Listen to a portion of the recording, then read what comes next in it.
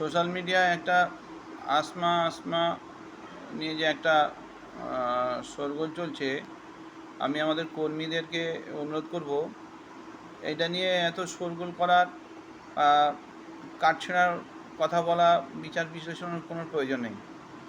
কেন আমরা জানি আসমাদি একটা দল, অর্থাৎ তৃণমূল দল করতো।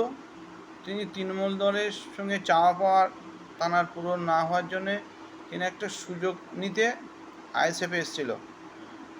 এটা আমি কেন বললাম তার অনেক কারণ আছে, একটু বললে বুঝতে পারবেন। সেটা হচ্ছে যে আমাদের ইন্ডিয়ান সেকুলার ফ্রন্ট অর্থাৎ আইএসএফের রাজ্য নেতৃত্বগণ এই আসমাদির সম্পর্কে অনেক কিছু ধরতে জানতে বুঝতে পারায় তাকে বসিয়ে দিয়েছিলেন।